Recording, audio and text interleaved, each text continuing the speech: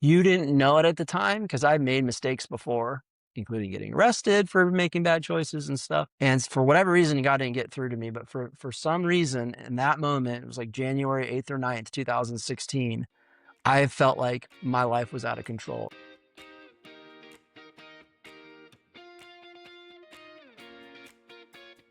Welcome to the David Lott Show for faith-focused entrepreneurs who are successful but want to create eternal value too. Let's get into it. Dear Lord, thank you for my wife, and thank you for the story that you have written with our lives. I pray that it would bless others. Amen. Amen. All right. That's what today is about, to try to kind of go back and say, you know, we didn't start with 7 kids. We didn't start with this business. We didn't start with even, don't get mad at me, like a great marriage, you know? Yeah, I don't think this was ever even the plan, but No, none of it was the plan.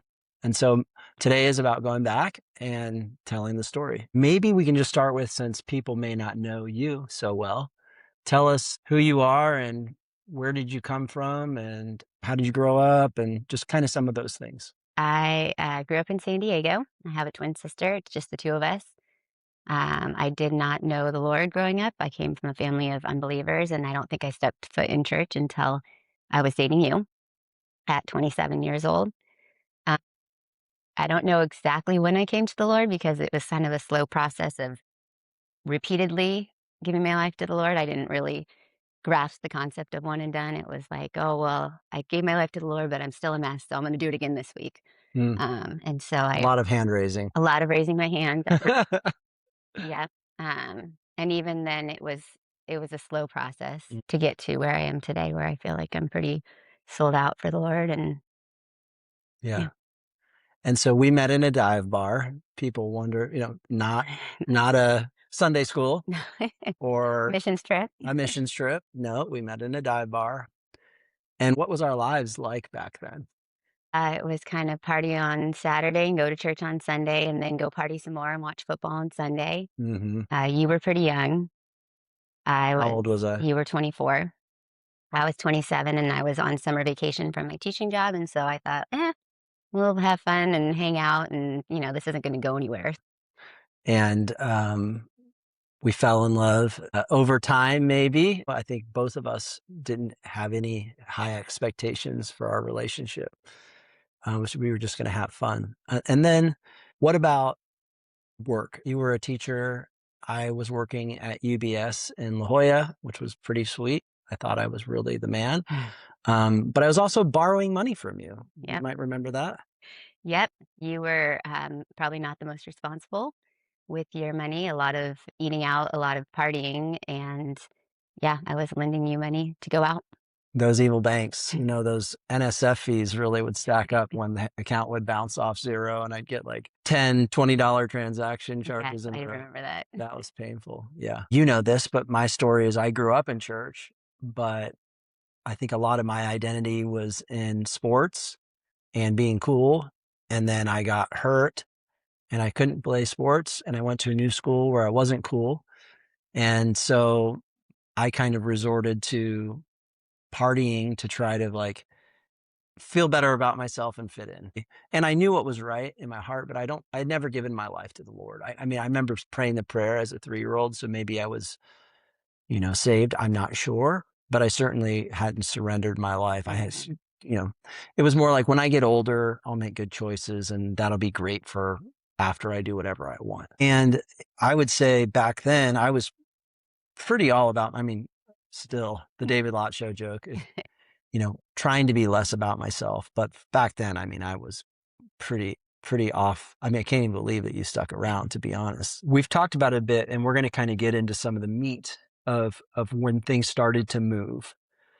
But we were just living this wild life and having a lot of fun, but also having a lot of fights. Like, I feel like every time we drink, we would be screaming at each other. I don't know if that's true, but it kind of felt like that. At some point you said, hey, like, obviously we're getting to know each other. Maybe I asked if you'd ever read the Bible. How did that start? Like, Yeah, I don't remember the exact conversation of how it came up, but I do remember you were the first one who ever encouraged me to read the Bible. I think I mentioned to you, like, I'd always kind of had an interest in it, but there'd never been anyone in my life before you who was like, "Well, yeah, you should read the Bible," or, I don't remember if we started going to church first or if I started reading the Bible first, but it was kind of along the same, time frame. But Hmm. yeah, you were the first person in my life who didn't kinda give the answer of like, "Well, why would you wanna do that?" Yeah, I remember having this attitude of like, go to church? Yeah, that sounds like a good idea. I should probably be doing that. At that time, before too long, we were living together, which we lived together for how long? Well, probably a year before we were engaged and then until we got married, which And, was another 6 months or and so. we got engaged in 2011. Mhm. So this is when things kind of started to move. We got married in 2012 and immediately kind of moved to Northern California. And you were away from like everything that you grew up with because you basically your friends were your friends from when you were Yeah. a baby and your environment was the same. So what were things like when we got married? Life was going according to plan. So there was this idea that appearances were good, and we got engaged, married, bought a house, first child, second child. So what would you say about that time? Like I was working for LPL. I was traveling a lot. And then we had all these life events back to back to Mhm. back. In 2011, we got engaged. 2012, we got married. 2013, we moved out here to Sacramento to buy a house. 2014, we had Grace. 2015, we had Christian. So that 5-year time frame was really like when I was doing all the traveling and I was gone a lot. What do you remember from then? When we first moved to Walnut Creek, I was pretty lonely. Yeah. You were gone, I didn't know anyone, so I would go to yoga, Trader Joe's, run errands, but I remember telling you, like, the only person I talked to all day was the cashier at Trader Joe's, like, I just had no friends. We did start going to a church there, and we met some people at church, but I would see them, maybe Sunday. We On went to Sunday. dinner now and Yeah. then with, like, a couple, but in Yeah. my day-to-day life, it was me. Mm. Okay, so growing up, I always had big career goals and ambitions. I think when I was 8 or 9, I used to tell my parents I was gonna have a corner office and wear fancy shoes. Um, and then so my plan in college was to go to law school. I was a political science major, and, the next step would be law school, and thankfully, I realized before I started law school that I knew ultimately I wanted to be a mom and have kids. And so I really thought to myself, like, why would I spend $100,000 in 3 years going to school when I don't want a career long term? So I'm really thankful that I had that realization. And so then I ended up getting my teaching credential instead and was teaching when I met you. But yeah, ultimately I always wanted to be a mom. That was my dream. So after about 6 months of marriage, we decided to try and start a family. That was still in Walnut Creek. And to be fair, I wasn't ready Yeah. to have kids. Yeah. Like I was just like No. living my best life, Yeah. I just think you knew going I wanted nuts. it, so you were okay with it, but it I wasn't. didn't want to rock the boat. Yeah. That Uh, actually has been a theme that's worked out pretty well for our marriage, but keep going. so in December of 2012, we decided to go ahead and try and start a family, and I got pregnant right away. And then I miscarried about 6 weeks later, got pregnant again right away. December of 2012. Yes. Uh-huh. So you had a miscarriage in 2013. In January of 2013, right before my 31st birthday. It was awful. Devastating, huh? Yeah. Yeah, really difficult. And again, I think, not to like throw you under the bus, but I don't think you really understood how hard it was. You No. weren't really wanting a baby like I was. Um, so that was really tough, and then, yeah, I got pregnant Not ag to mention I was gone. Oh, great. You have a miscarriage. Great. I'll see you in 4 days.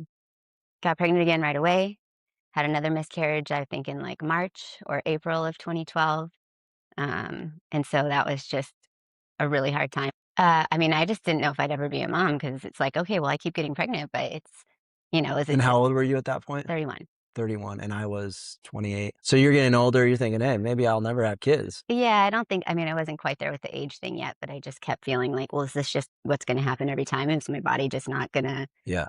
carry a baby?" And so that was a really hard time, and again, I was all alone. Didn't have my family. I felt like everybody else was getting pregnant and making their pregnancy announcements on social media. I was not happy for them. Yeah. Yeah. So then we took like 3 months off from trying to just kinda, like, recover physically, emotionally, and all that, and during that time, we moved to Roseville, so we ended up buying our first house, and then we started trying again, and I think it was about 3 months later we got pregnant with Grace, so looking back, it's like, well, God wanted us settled. I think it would have been a lot harder to be living in Walnut Creek and pregnant and moving with the baby and all that, so, that's kind of one of the first times I can look back and see like, well, God's timeline was better than ours. And then I got pregnant with Grace in September of 2013, and that was a pretty difficult pregnancy just because of the losses. I had a lot of anxiety, and I don't think you understood again. Yeah. But it was hard not to worry.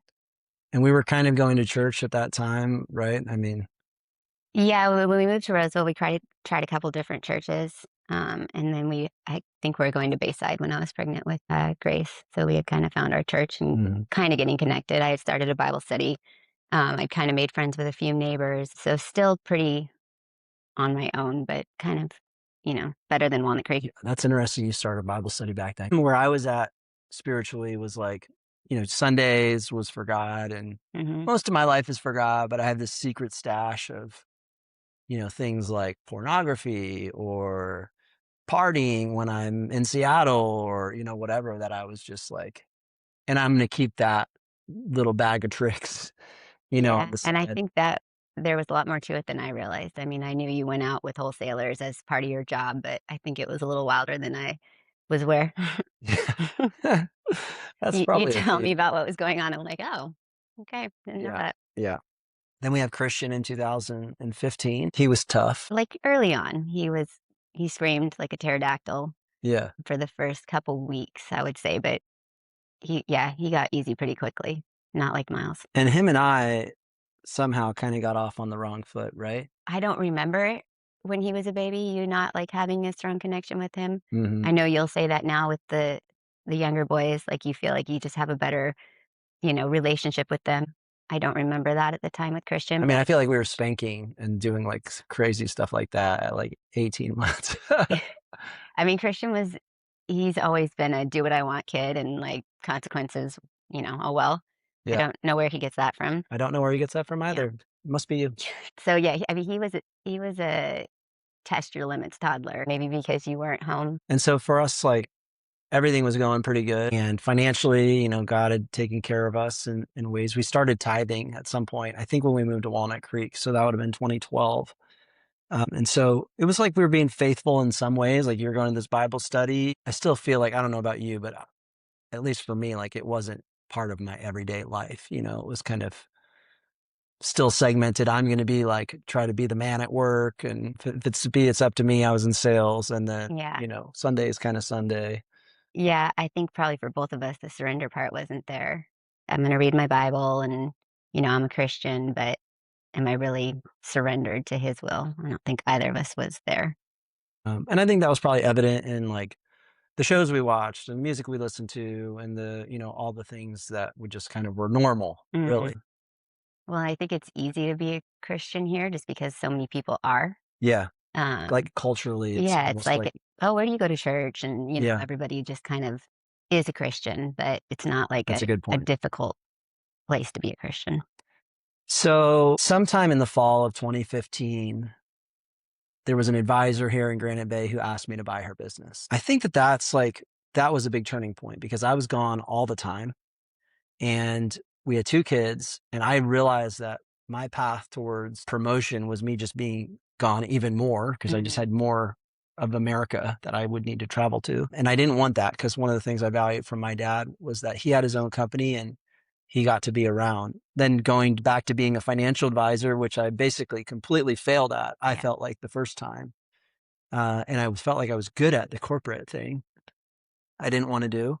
And there was going to be a million, almost $2 million loan associated with that decision, which at the time our net worth was probably 20 grand.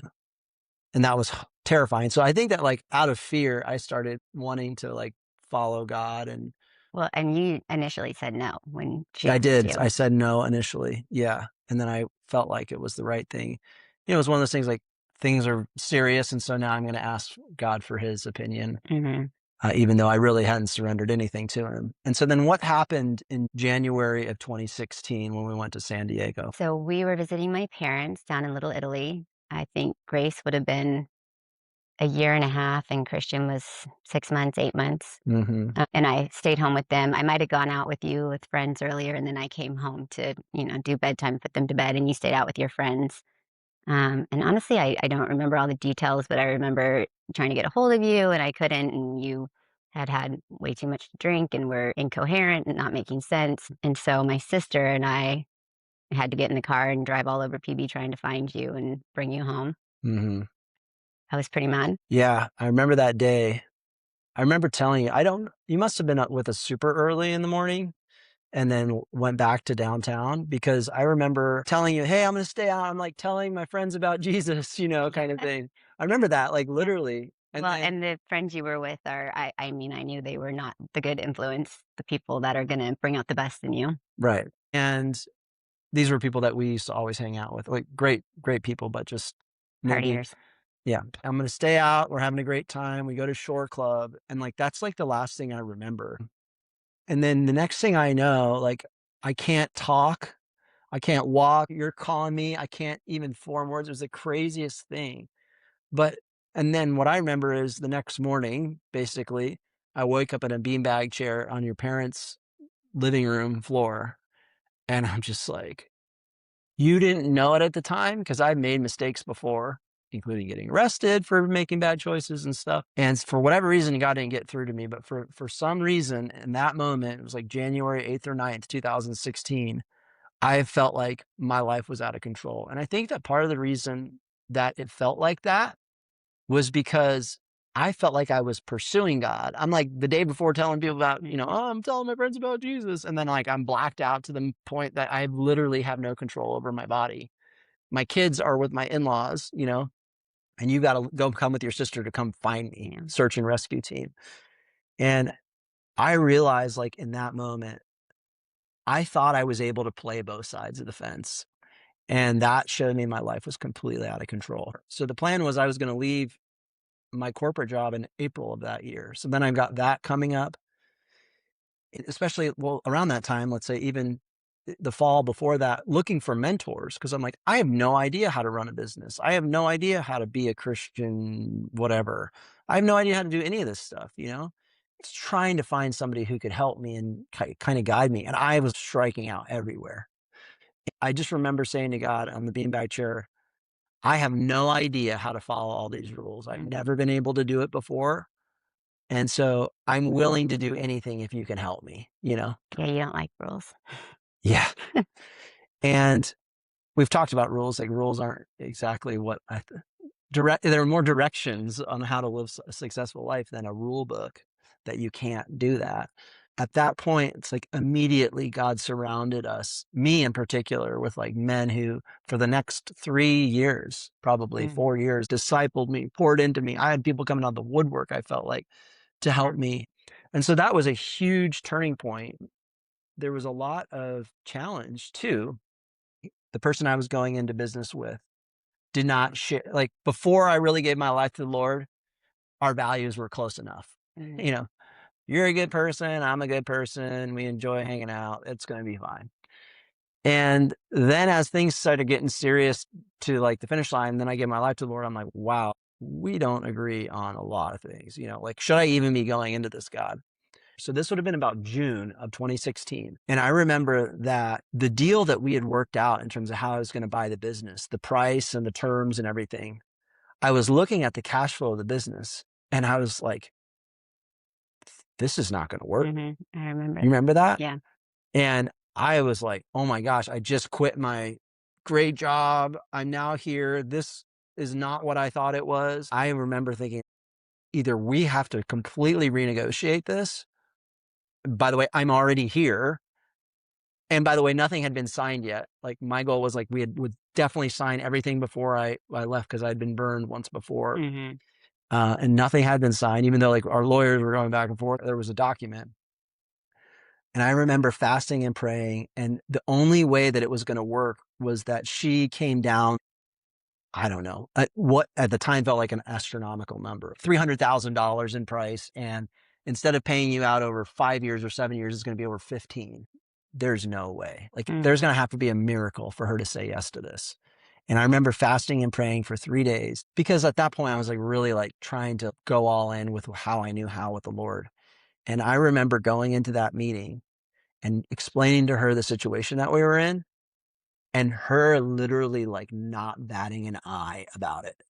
And I was like, I couldn't that was Yeah. the biggest miracle I'd ever experienced in my life up to that point. I think there were a couple, times during that whole process that God really opened doors that Yeah. we didn't expect to be opened and kinda gave Do me you the remember others specifically? I don't. I mean, I know that I personally was really struggling with you leaving your job.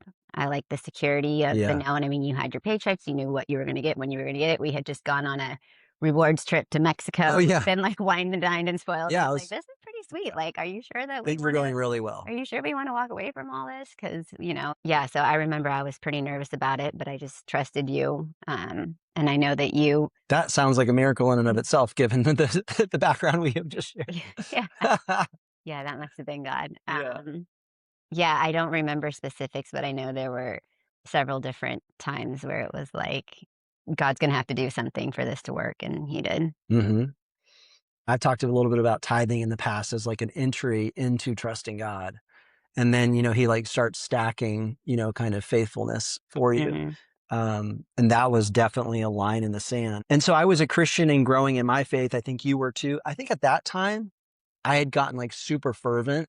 I was like waking up every morning and like super deep in the Bible and I'm like praying for an hour. yeah, you used to go to, like, men's group on Saturdays at 6 a.m. I mean, I was going hard in the paint. I remember that. Mhm, And that was a good thing. And in spite of that, at work, I was pretty tame. Like I wasn't talking about what I was mhm, doing because that wasn't relevant at work. So then there was a situation. So that was when Trump was running for president. I believe it was sometime around August or September of that presidential cycle. Was he running against Hillary probably at that mhm, time? I remember liking a Trump economic post on Facebook.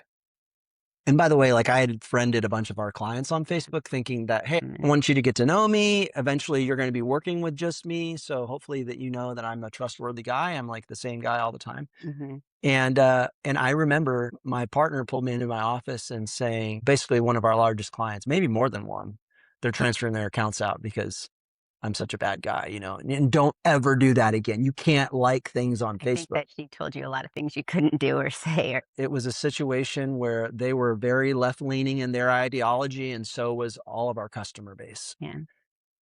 Or almost all. I had to, toe the Yeah, I line. mean, you had to watch what you say. I remember she told you one time not to call the girls ladies or something, Oh that's yeah. offensive, and women are better at this, and she had Women are a always lot of better at opinions everything. And about yeah, yeah. so you were probably No, I kind of said girls. I said, "Hey, what are you girls up to today?" Or something like yeah, the two ladies that work with us. And she said, "They're not girls, they're women." yeah, Like, oh, okay. yeah, so I think you had to kind of tiptoe around a bit. And so that really, all those things together, I think the devil used to kind of put a lid on me Mhm, big time. We were together, working together up until the end of 2018. So let's start to kind of move to the next phase. We started growing our family. So we had two, Grace, Christian, girl, mhm. boy. I'm good. Like, I'm good with that. I don't need to have any more kids. Like, it's Yeah, the American dream. I wanted 4, you wanted 2. I remember you actually used to get upset with me when I would talk about more when Christian and Grace were real little. I bought Easter baskets at Target, and I bought a 3rd one just in case, and you were not happy. Yeah, I was pissed. Yeah, I mean, right? like yeah, like, "You need to stop." Yeah, I didn't like that. Yeah, so I don't know what changed with that. I mean, I know we went to family camp that 1st year, and everybody there had 5, 6, 7, 8 Yeah, kids. I don't 100. know if that was Yeah, part of it, yeah. but I don't know what got you on board with having more children. I think that what I realized was so the joke used to be before we had 100 kids, I wanted 2, you wanted 4, and so we compromised and we had 4. Yeah. But at that point, my attitude was, all right, well, is this enough for me to put basically permanent strain on our marriage? Because you were pretty clear about not just wanting 3, you wanted 4. And I was like, we're good. I think some of the men that were mentoring you too had kind of encouraged you. I know Kevin had 5 kids, and I remember he told you about, the best way to kinda die to yourself is to have a lot of children Yeah. because you And I can't do was what you wanting wanna to. do when you Yeah, have a lot of I children. was wanting to grow. So we had Eden in 2017. 2018, we moved into a new house. 2019, we had Kira. And then, at that point, I'm running the business for myself. And then 2020 happens. From my standpoint, everything's great in the market, Yeah. in our lives. We have this beautiful new house. We've got 4 kids. And then the bottom falls out at the stock market. Mhm. And that was terrifying. I was still going to work every day. You had Uh, just hired a new employee, like literally a week before yeah, COVID hit. David Hicks came into our business, which was a God thing because I was going to try to prevent it, but our broker dealer, had already processed his license transfer from Fidelity, so he was coming no matter what. Dude, I remember getting on the floor of my office and just praying like God would save us basically. Cause I owed probably close to $1 million on a house. I still owed that lady over like these numbers were just like astronomical. That was the first time I ever started checking the stock market. Every day I would go on my phone and see like how bad it was And every day it and was anticipate when you got home, like how stressed bad. out you were gonna be. Yeah, it was bad. Lots of red. Big time. And we had like our business where we get paid on assets under management went from, Plummeting. it was just plummeting every day. So that was March. So the kids, everybody was sent home from school. Our kids were in, Gracie was in kindergarten. Nobody else was in school. Gracie was in kindergarten in Christian school. And I remember going to the gym and just being on the vibe plate of all places, like leaning over, stretching, and just like having the weight of the world on me about how am I going to solve this? I just felt like this thing kind of came like in one ear, and went out, like, and it was like, my plans for you are good, Whoa, that was crazy, and all of a sudden, okay, like, yeah, God's not done with us yet, Yeah, I and then actually think you were pretty even keeled throughout. Like you were definitely stressed, but I don't think you were spiraling or despondent. I feel like you knew it was going to work out. maybe after that, I don't remember what day that was, but that didn't hurt. And then later that year, well, a couple things happened later that year. One was we got asked to leave our current office space at that time. So my partner had since retired. She was one of the owners in the building that we had a lease in. And since she was gone, another one of the building owners who had taken her share said, I want your office space. And so it's October of 2020 and we need to share office. No one's in the office. Everybody's going remote full time. And, And I think you actually tried to buy another building before that, like before COVID, and God had closed that door. that's And true. during COVID, we were like, well, thank goodness for that I had because had a desire to buy a building because I yeah, knew I mean, it you fit were actually like financially. kind of in the process of, I don't know if you It were was in a condo. contract Yeah, or, I was in a condo. It was a small but I remember when condo. COVID happened, we were thankful that that hadn't gone through because that would have been one more, Yeah, one more thing thing. to stress about. And then God ends up bringing us to this building that fall, which was a big gulp because, again, it was numbers I had never thought about in my life, Hmm. way more space than we needed. It's COVID, like People aren't even in the office. people aren't even in the office, like all the things. And this building has been one of the biggest blessings financially. I mean, Hmm. just with all the details of the investments, where interest rates were at, and how the timing all came together. Just unbelievable how much that's been a good thing for us. So that was like when God really started, I feel like, to move. Obviously, you know, I surrendered a bit on the kids thing. God kind of showed us He was with us after like surrendering our lives and starting to move. I changed our name to Abound Financial. Hmm. So as my partner was retiring, I wanted to change the name and I wanted it to be more Christian, but I didn't want it to be too Christian, so we ended up with Abound. Then kind of moving forward, the next phase, this was a big one in my life, Ariane. And I don't know how you feel about this, but churches were closed. The church that we go to now, I know they opened in May of 2020. We weren't there at that time. Not till July. July is when we went. It must have been around June. I remember driving by the church we were going to at the time, and I was so angry that they were closed. And I was just thinking, like, this is our chance to trust God, and we're bowing to Gavin Newsom, Yeah. I was so angry about that. And I was just like, God, they're making business decisions, because at the time it was like all the George Floyd stuff, and they were trying to play both sides of that Mhm. fence. They were trying to play both sides of the COVID fence. Yeah. And I was so mad. I And think they really were in a position of just wanting to be liked and like, right. we don't want to ruffle feathers. We Don't want to just ruffle want feathers. We want to keep the everybody to donations keep flowing. liking us. And Yep. Keep liking us and keep the donations flowing. And I remember saying in my car, like, God, they're making business decisions, like in my mind. And God said to me, you're right, David. They are making business decisions, but you better not mhm. be holding them to that standard if you're not going to hold yourself. And now that kind of points back to me other than changing our name to Abound, like me having been very tight-lipped about our faith. Yeah.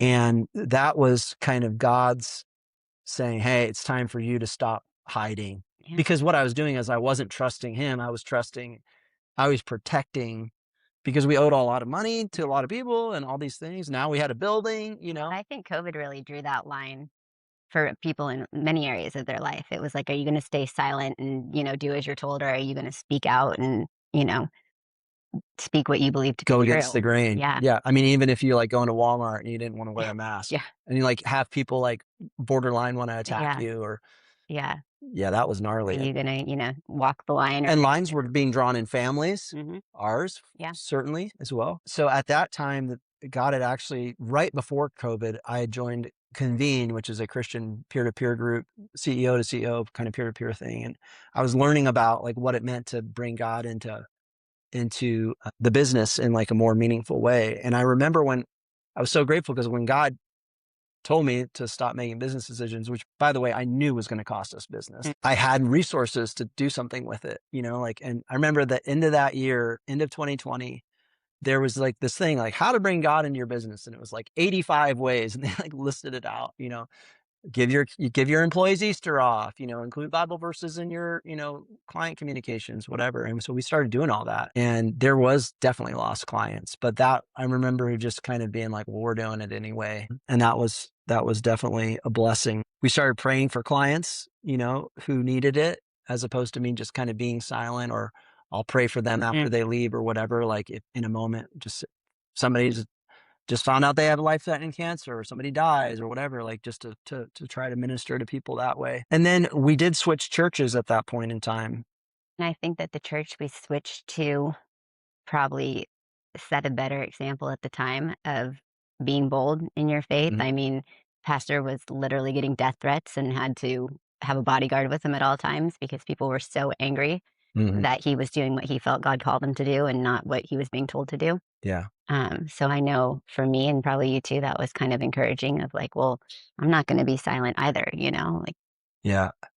I'm not a church switching advocate, very against denominations and all Mhm. these things because of the unity Christ calls us to. But at the time, it felt like we were around a group of people who were of the same Yeah. mind. And a lot of people changed And churches we at needed the time. support at that time too, because the body of Christ was relevant. Like we needed that support because we were all in a Yeah. battle. Like, And a lot of people just didn't feel satisfied with what they were getting. right. It kind of drew the line in the sand of like what Mhm. substance felt like. Let's talk about, we have 4 kids. So we're kind of at this new church. We're being more bold about our Mhm. faith. There's, kind of things happen at work that God's blessing us, but also, there's opposition for sure. And then what was going on with the kids situation at that point? Well, I feel like it kind of started out as a joke. Kira turned 2 and, oh, we can have another one. Like, haha, that's funny. I had always thought 4 was the plan and I thought I was too old for more babies. How And old were then you then? I was 37 when Kira was born. So in 2021, I was 39. And so I don't really know exactly how it moved from a joke to like, why not? I don't know if we ever even made the decision or we just kind of were like, well, we'll see what happens. And it happened. No, I don't agree with that. So don't you remember like going to family camp? I remember being at family camp that summer and feeling like that was kind of, God Yeah, I do pushing us to go remember to 5. conversations at family camp. I do too, like for sure. Yeah, And so then we found out when that you were pregnant with September, Callan. September of 2021. So I don't know what day that was, but what I do know It is, was a Tuesday. okay, so on Wednesday, Yeah, Tuesday morning, did you tell me, do you think? I was at a gym class on Tuesday morning and I, for some reason, thought I should take a test and I found out. So I probably didn't tell you till you got home from work. That Tuesday would be my guess. So the next day, Hmm. I get a call. So we were obedient. I get a call. Like, by the way, neither of us had a plan to have more than 4 No. kids. I didn't have a plan to have more than 2 kids. Yeah, and especially, like I said, at 37, I was like, well, this has to be my last because I'm too old to have more Too old, babies. all the things. Meanwhile, your parents, like, no offense, we love them, but they're not happy with us in any way, Yeah. COVID wise. We already have too many kids at 4. So there was like even family opposition. Hmm. The next day, literally, I get a call from guys that I had known to ask me to buy their business. That was going to double our company in size, which Hmm. was like totally insane. And then the end of that story, which like puts an exclamation point on it, is you remember, like Yeah. we were in the delivery room Yeah. with It was Callan. a 9-month process. Yeah, 9 months, and I was literally signing the And I feel like, DocuSigns. again, there were a lot of, like, "This isn't gonna happen. This isn't gonna work," Oh yeah, with that whole with deal, that, and God 100%. continued to open Yep, doors, yep. and, yeah, you signed the final documents, in the delivery room when I was giving birth to Calvin. That's so crazy. Yeah, that's so crazy. So that was 2022. And so then one thing I can talk about that was super hard was now we have a new team. Two of the members of that team's history with the firm went back to the 50s because their dad started Mhm, it in a town that's 90 miles from here. And the brother or the son of this guy started in like 83. His sister was working with them and there was a couple other team members, but they had had a long history of mhm, running this company in that small town. And then they get matched up with me. One of the advisors was a Christian, but now I'm wanting to like, okay, well now we got a bigger team, might as well lead with Jesus. And I'm like starting to pray in all the team meetings and bring people, even doing one-to-ones, asking them how their spiritual life was going. And there was fruit in that, and also our entire team was gone mhm, in Chico within a short period of time. And God brought us Kalen, who's up there by the grace of God. And then he has since like restored. But that first 6 months, I'd say between, well, when Kalen was born, June 2022, because that's when the mm, deal closed, which we talked about, between June 2nd and the end of the year. And by the way, the market was going way down because inflation had gone through the roof. The Fed raised rates the fastest they ever raised them in history. And so I buy this business based on the end of 21 valuation, which was sky high, and then market was crashing. The team was crashing. yeah, I'm trying to lead with Jesus. They are not a fan of and they that. were, I think, very old school too. They were kind of not interested in your new ideas. They were not interested in new technology to the extent that I wanted. Love all those people, by the way, like not to cast it, but there was tension. Yeah, There was definitely tension. And I'm sitting here pushing hard at every turn because I'm feeling pressure around now. And I owe even more money to more people. That's a great example of me like trying to make it happen and not necessarily trusting God that he was going to smooth out the edges, let's just say. But that 6 months I remember between June and December, that was for sure the hardest 6 months of my working career because do you remember how much stress, like me dealing with the interpersonal relationships that were yeah. going on at that time? That was so gnarly. But by the grace of God, he worked that all out. And we've been able to rebuild the team between 2020 and 2025. So that like kind of whole process, our business grew by 5x. So we basically have continued to have kids. Something else with the delivery room, with Callan. I remember you emailed your doctor about a vasectomy Oh yeah. at the delivery room after I think he'd already been born at that point. Like, all right, God, we did 5. And so the doctor, emailed you back and sent you a video to watch and said, "Watch this video on what happens in the whole procedure, and then let me know and we'll schedule it." And so you watched the video and you reached back out to him, and then the doctor just never got back to you. That's right. And so we kind of like, well, I guess God's not, That was a on sign. board with that, Yeah. which obviously we're really thankful for. I think we both feel differently about that now. Way different. And so I'm glad that didn't happen. And I will say, anytime, I don't remember if I had thought about having a vasectomy after 4. I think I likely did. But anytime that I even went down that Yeah. path mentally, I Mhm. remember telling you, like, I am going Yeah. spiraling out of control. Yeah. No peace.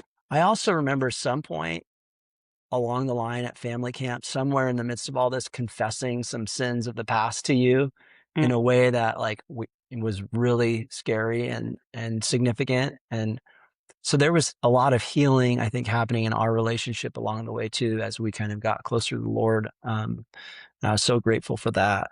Like every time we've had a baby, people come to us and they're like, "Well, you must be done now. Like, how many more are you gonna have?" And always the big question. yeah, always the big topic of conversation.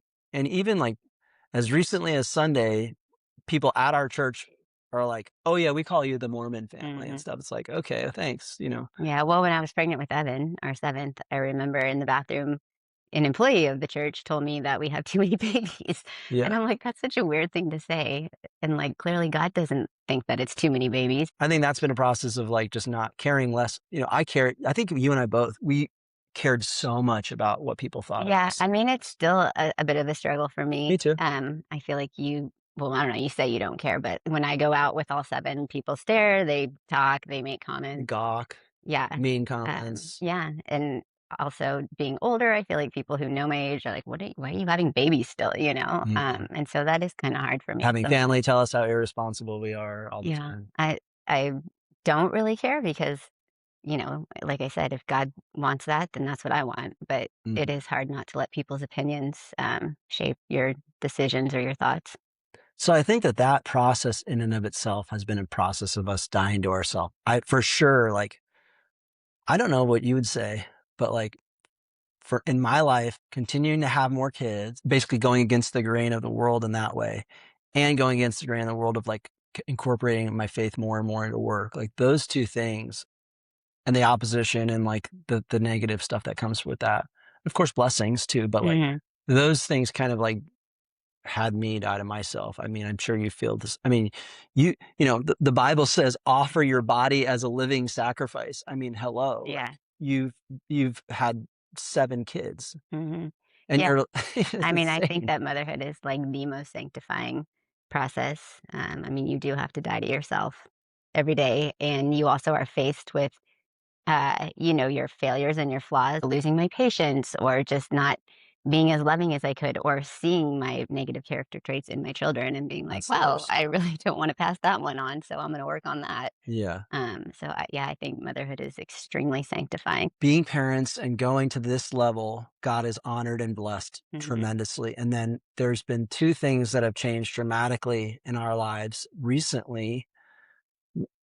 Both of them are in both of our lives, but one of them is kind of you're in charge of, and one of them I'm in charge of. And the thing that you're in charge of was deciding to go to homeschool and Mhm. trusting God with that. So maybe you can talk about the homeschool journey, and I can talk about the becoming Kerux and a Christian company journey. It's funny because I used to teach, and so when people would find out I used to be a teacher when the kids were real young, they would always And you're just like were you just a nanny teacher? Like, were you a real teacher Yeah, even? no. I taught elementary school. I have my teaching credential. I taught kindergarten through 6th grade for several years. And so people would say, "Oh, you used to teach. Are you going to homeschool your kids?" And it was like, "Oh, definitely not." And I don't even really know why I felt so strongly about that, but that was not something I had any desire to do. And so 2019 was when Grace was going to start school, and we had moved to our house and with the specific, idea in mind that the neighborhood elementary school was, like, a really good Yeah. school and, like, we're so close to it, this is awesome. That was, like, a deciding factor, and so the plan was to send her to this public school in our neighborhood, and then that was another summer at family camp where there were a couple older, moms who had homeschooled their kids who really were just like, "You can't send your kid to public school, like, just don't do it." And so we called our church school that Grace had gone to preschool at, got her on a wait list, but She was down the list. there's no guarantee. This was in June, and then school was gonna start in August, and I literally got a call from Colleen who was like, "Yeah, it's not gonna happen, like, she's not gonna be attending our school this year."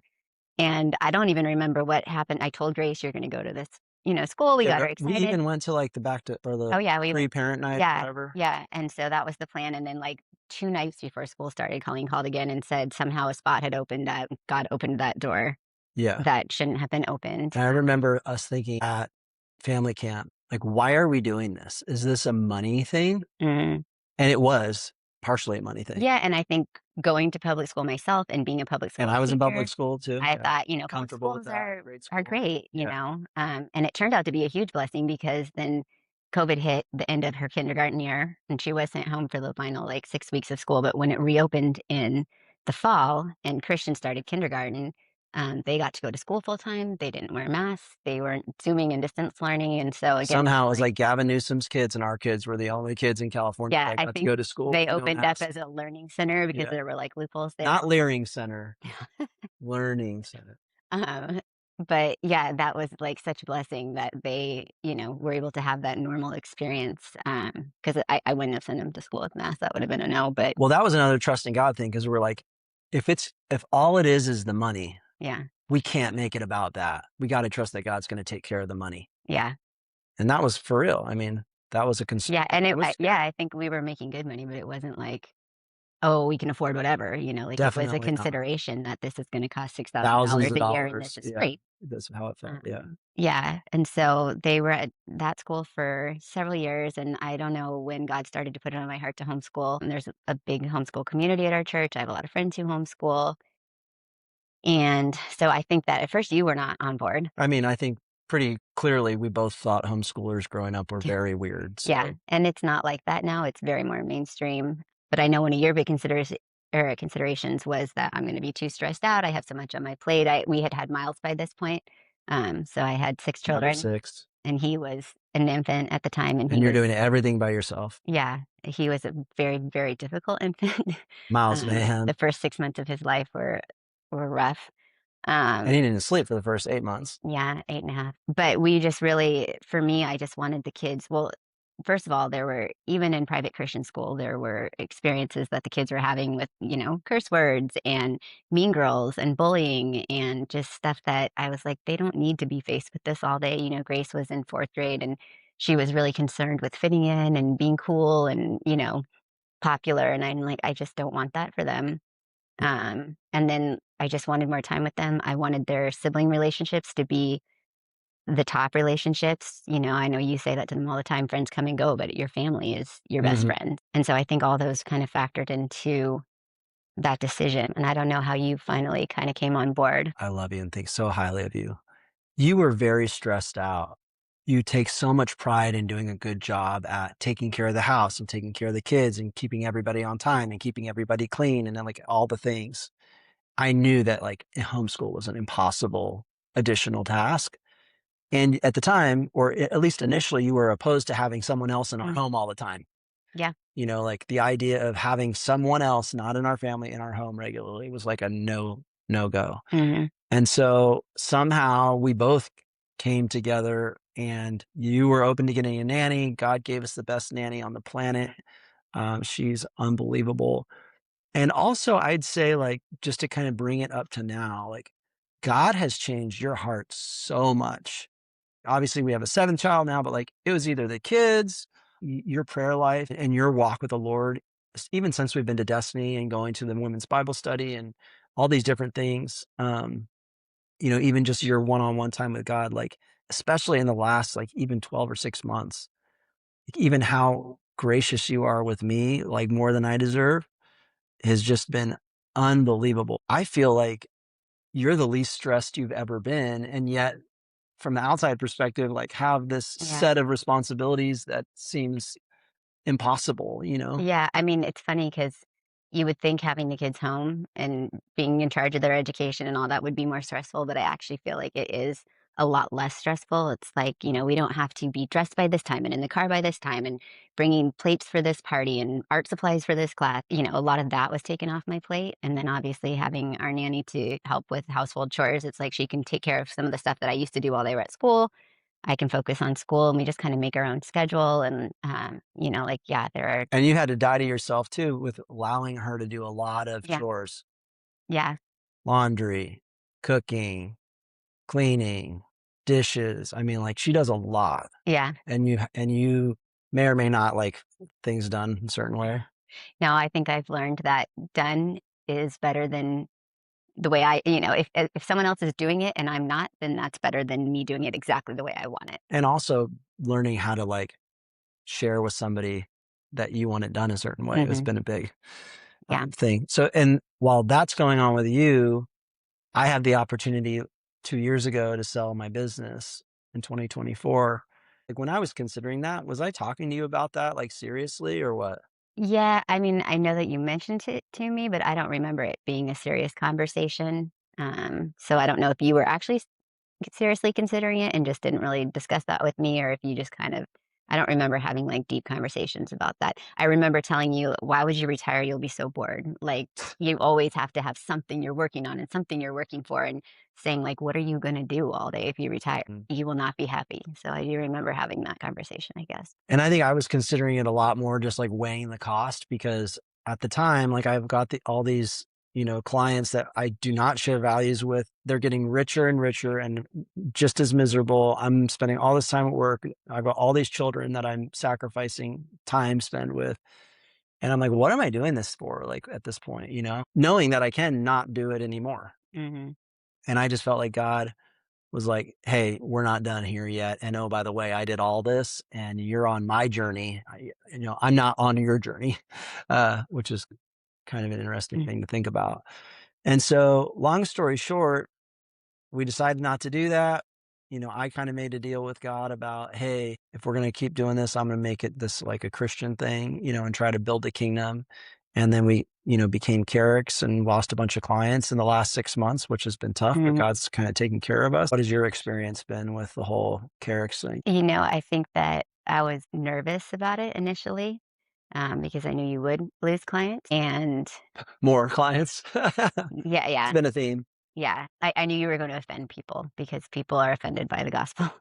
Um, and so it was like this balance of like, well, I'm really proud of you for like sticking to your conviction. Also, we have a lot of expenses and we have a very large family, and that's really scary to think that we're gonna, you know, Go from selling it all and being cush and never having to think about money again to like risking it all yeah. And again. you would come home and say, "Oh, I lost another client today. Amount in income," and I'm like, "Okay." Yeah. And I remember, I think it was kind of like the end of last year, November, December. I don't remember exact months, but you were pretty stressed out. I was crazy stressed out. Yeah, it was a really, And I I had remember Christians asking. coming to me saying, "Well, you can't be doing the right thing if you're stressed out." Yeah, And I was like, but I felt like I was following God. I'm like, so I guess that means like you can be yeah. following the Lord and still be afraid, Well, and I was you telling know? you that, and you were getting mad at me I know. Well, because because I was trying you're to, like, "I know this, okay? It's not helping. I yeah, still I was feel." trying to be like resolved and trusting God. Yes, But it was hard, yes, when like my reputation and the business and all these things I'd yeah. put so much treasure in I remember or value several to. weeks at Bible study asking for encouragement for you because you were feeling very discouraged. Yeah. Well, Um, because honestly, I thought it would be like one of these GoFundMe's or something. and God's gonna be like, "Ah." Yeah, like where you see somebody stand up for something that they Yeah, believe in, and then they get all everybody this gets on they board. lose it from the other side, but that everybody supports Mhm. them. And, I've gotten none of Yeah, that support, and so it's just been like me having to rely completely on God. yeah. I think you have a couple friends who have been really strong supporters and Mhm. encouraged you, but not what you expected. Yeah. And so that's like just been another example of like, okay, well, God is, you know, all the things and it's not other people, it's not you, it's not money, it's not whatever, your Yeah. ability. This is something I still struggle with, but it's like, whose opinion matters to you? It's like, are you letting man's opinion or God's opinion? Mhm. Because it's easy to get wrapped up in what others think of you, but what God thinks is really the only thing that should matter. So I had the chance to share what my goals at the end of my life are. Like with all this being said, my goal is to hopefully be viewed as a man after God's own heart. I've had that spoken prophetically over me, and I've honestly had that in my heart since I was a kid when my parents explained to me why they named me David. But what do you say, Ariane? Like in light of all this, I'm 41, you're 44, our kids are still young. We don't know how many kids we're going to have, right? I mean, it's just like an open decision for God. How do you measure success now, Ariane? I'm just trying to be a godly wife and a godly mother. I did not grow up with that example, so that's been something that I've had to learn. What is a godly wife and a godly mother? What does that mean? Mm. So I'm trying to just be more submissive, and that idea Well, is you're a pushover, anyways. all right. The idea of being submissive has such a negative connotation to it, but if you really trust the person you're submitting to, then it's actually a blessing. Like, I don't have to worry about so many things because I know that you're handling it. Um, and so, And not only that, but like truly you're submitting to God. yeah, because that's what he's called me to Mhm. do. Um, So it's like a trusting God enough to trust me. yeah, but it makes it easier that I know you're seeking God in your decision. I just want to be a loving wife and a loving mother. I want to put my family first without bitterness and resentment, because I do put everybody first, but I think in the past I've kind of had an idea or a mindset of I do everything for everybody and who does anything for me. And so it's like working on just doing that, even if, they don't appreciate it or I don't feel the appreciation. And long term, I just want to have a family who loves each other, who enjoys spending time together, uh, who loves the Lord. And, I think it would be naive to think that we're never going to face hardships, that our children are going to be perfect little angels who never walk away or Well, that hasn't have been the struggles. case so far, so I can't imagine it would be in the future. Yeah, I mean, I have a tendency to worry of what ifs, like, thinking about bad choices they could make or wrong paths they could take. But it's like just giving them to God because they're His. Mhm. He's entrusted me with them and I can do all I can do, but ultimately they're His. And so, yeah, I mean, just that we have a family that loves the Lord and loves each other and makes a difference somehow. So if you had one piece of advice for the wife of an entrepreneur or a Christian family who God's entrusted a lot with, what would your advice be from your seat? I think just learning to surrender, that's been like such a difficult concept for me, more than a Surrender what? decade. My life, my wants, my plans, my fears, especially. We didn't talk about this, but when Grace was born, it was really traumatic. She had some health stuff. Mhm. I had some real severe postpartum PTSD and anxiety from that. And I feel like that was the first time that God showed me, look, everything you worried about happened. She had meconium aspiration. She had a nuchal cord, all the fear, your placenta detached, everything went wrong. And she's okay because you're not in charge. Mm. And so that was like the first time God gave me that message. And I feel like He's had to give me that message many times throughout the years. But just letting go and trusting, like, God's got this. This isn't my, burden to carry. Like, Mhm. I'll do my part, but ultimately it's His. Mhm. Awesome. And there's a lot of freedom that comes from that surrender. Nice job. That's it for today. Thanks for watching. If you'd like to learn more about your faith and your finances connected, check us out at keruxhq.com or look in the show notes and you can sign up for our monthly newsletter where we talk about the markets, stewardship, and all things finance.